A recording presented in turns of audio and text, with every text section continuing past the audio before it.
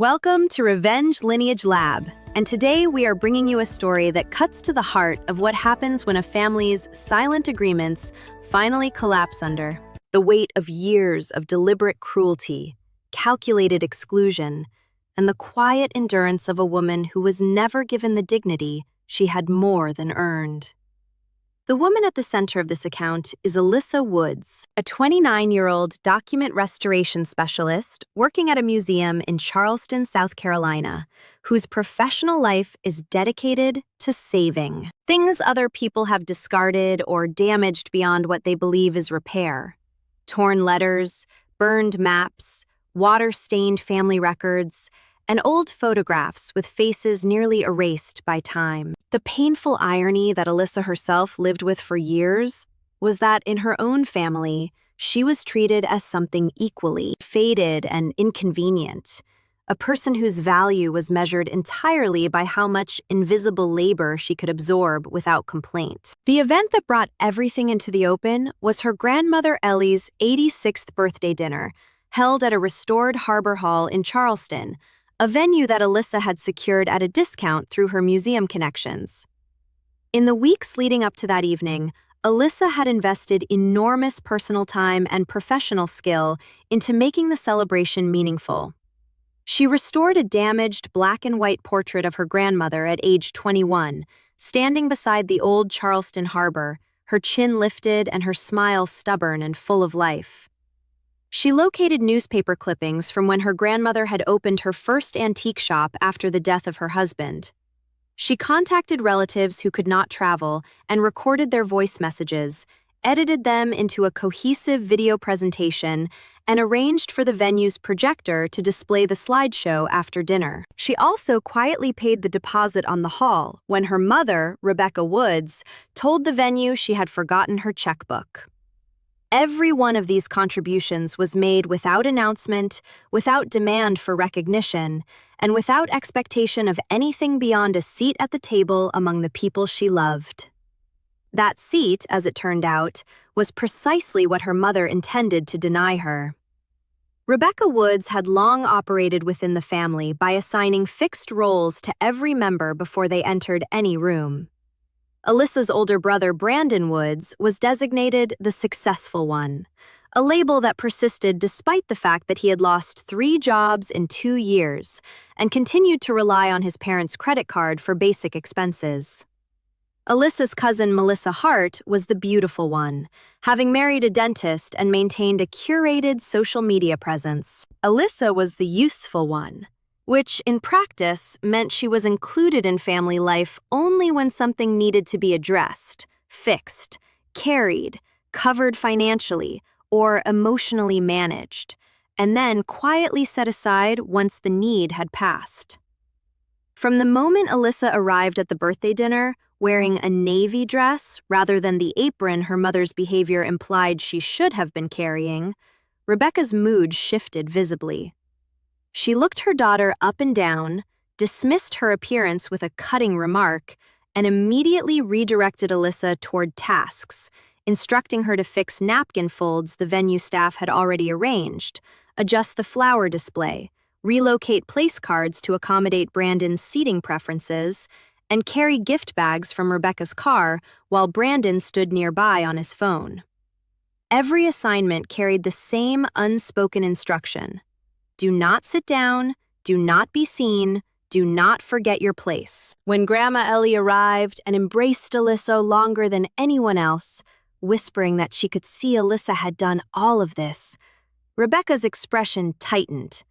She had identified a threat, not in any external sense, but in the simple fact that her daughter was receiving attention she had not authorized.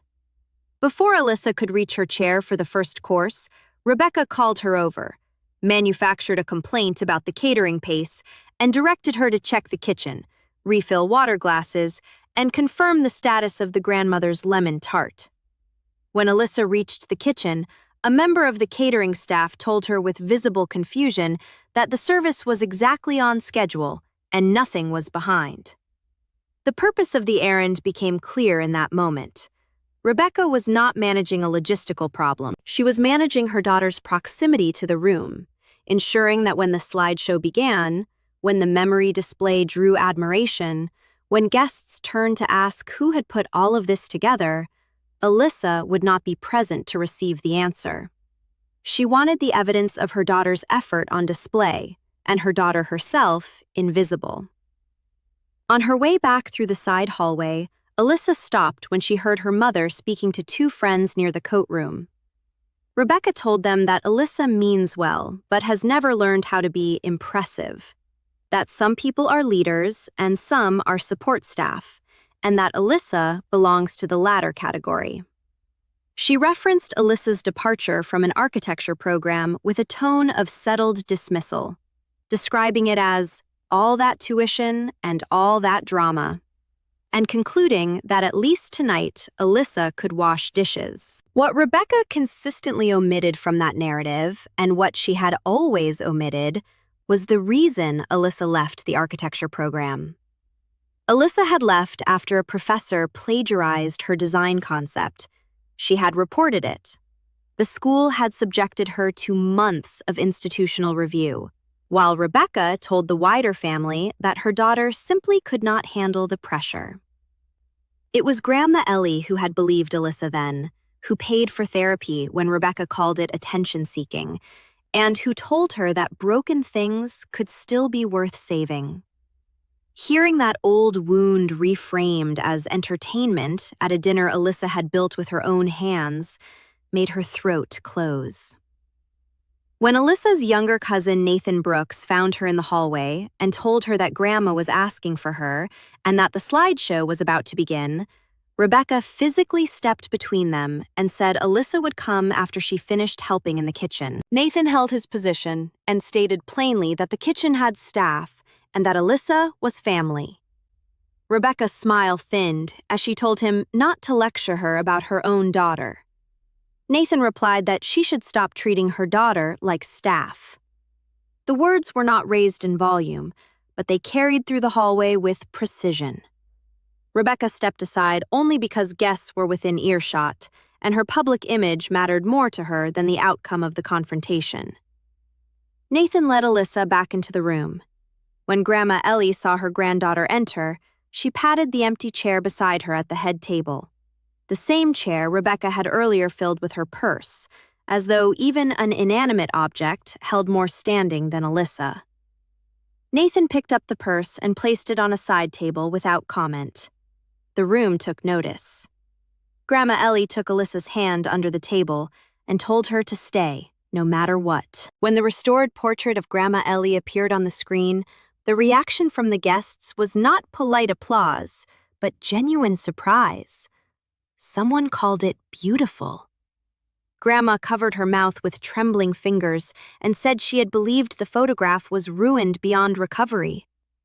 Nathan took the microphone and told the room clearly that Alyssa had restored the portrait from a damaged copy found in the grandmother's attic, and that she had also constructed the entire memory display, including the letters, the newspaper clippings, the business records, and the video messages from relatives who could not attend in person. Applause built slowly, then grew. People turned toward Alyssa with expressions of surprise and warmth. Brandon raised his glass and remarked that Alyssa had finally found a use for all that museum work.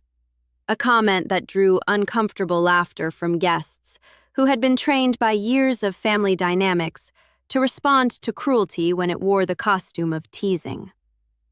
Rebecca moved immediately. She crossed the room, took the microphone from Nathan before he could react, and addressed the gathering with a composed brightness that was constructed entirely for the audience in front of her.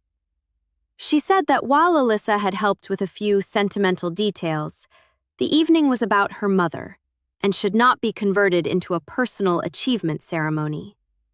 She told the room that Alyssa had always needed extra encouragement, that some children naturally become independent, while others require structure and realistic expectations. She then turned directly to Alyssa, her voice carrying through the live microphone, and told her that the kitchen really did need her, and that she was there to wash dishes, not to sit at the head table collecting applause. The room went silent in a way that was different from the polite quiet of a formal dinner. Nobody laughed. Even Brandon stopped smirking. Someone said Rebecca's name as a single word of stunned reproach. Alyssa stood, her chair scraping the floor, and stated that she was leaving. Her voice was quiet, but did not waver. She told her mother that she had just informed a room full of people that her daughter belonged in the kitchen because she was behaving as though she belonged above everyone. Rebecca followed her toward the exit, grabbed her elbow with enough pressure to communicate authority without leaving a mark, and hissed into the still live microphone that if Alyssa walked out, she should not bother returning to family events, that she was done pretending her daughter's sensitivity was everyone else's problem. It was at that moment that Grandma Ellie pushed back her chair. The wooden legs scraped across the floor loudly enough to draw every face in the hall. She rose with one hand on her cane and the other pressed to the table, and she stood fully upright at 86 years of age with an expression that was neither confused nor shocked, but resolved in the manner of a person who had heard enough and had come prepared. Rebecca released Alyssa's arm immediately. Her face went completely white. Grandma requested the microphone from Rebecca in a voice that did not need volume to carry authority. When Rebecca suggested she was tired and should sit down, Grandma replied that what was not good for her was watching her daughter humiliate her granddaughter at her own birthday dinner. After a brief standoff, Nathan stepped forward and Rebecca handed the microphone over, whispering that Grandma should not make a scene. Grandma answered that the scene had been made the moment Rebecca put her hands on her granddaughter. She then turned to the assembled guests and addressed them directly, stating that she was 86 years old and had learned that silence becomes a family illness when everyone mistakes it for peace, and that she was done being polite. She told the room precisely what Alyssa had done. 3 months of photograph restoration, the repair of letters from her late husband that water damage had been believed to have destroyed permanently, the recovery of her first business license from 1964, the year after she had buried her husband and built a life for 2 children with no financial safety net, the coordination of the video messages, and the payment of the venue deposit when Rebecca claimed to have forgotten her checkbook.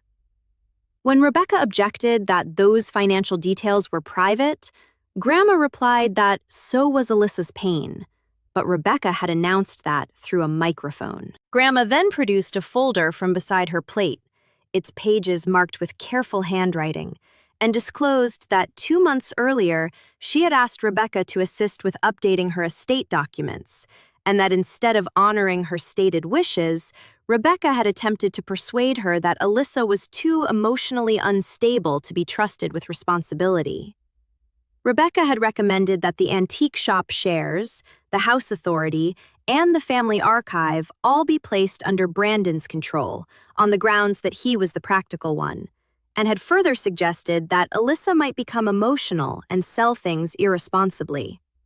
Grandma informed the room that she had responded to this by quietly contacting Nathan, reviewing all of her accounts, medical documents, property records, and the family trust, and signing the finalized documents that very morning before the dinner began. Rebecca was no longer trustee of anything connected to her. Brandon would not receive the antique shop shares without Grandma's direct authorization. Alyssa was named her primary family representative and would oversee the Whitaker Family Archive and Restoration Fund after Grandma's passing. Grandma stated that she was not choosing Alyssa because she was easy to control, but because Alyssa does not confuse control with care, because she listens, because she preserves what other people discard, and because she understands that history is not protected by the loudest person in the room, but by the person patient enough to handle fragile things with respect. Rebecca claimed she was being punished for having standards. Grandma replied without hesitation that she was protecting the family from those standards. For the first time that evening, Rebecca had no prepared response. She was ultimately compelled by Grandma's direct instruction to issue a genuine public apology, one that Grandma rejected the first time as a description rather than an acknowledgement, before Rebecca stated clearly that she was sorry for treating Alyssa as less important than everyone else, for dismissing the work she had done for the family, and for telling her she belonged at the dishes when she deserved a seat at the table. Alyssa accepted the words, but declined the embrace that followed, telling her mother that a forced public apology did not resolve what had been done, and that she was not prepared to pretend otherwise. The dinner ended without the warmth of a fabricated resolution, and Grandma Ellie blew out her candles, people ate dessert, and Nathan made a toast that allowed the room to breathe without pretending the night had been ordinary. 6 months later, Grandma's antique shop reopened as Whitaker House Restoration and Archives, with Grandma at the front desk, Nathan handling the legal operations, and Alyssa managing the preservation studio while maintaining her museum position part-time.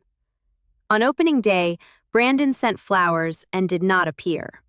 Rebecca arrived 10 minutes before closing, carrying a small cardboard box containing Alyssa's architecture sketches from college, drawings Alyssa had believed were thrown away, some bent, one stained with coffee, but intact.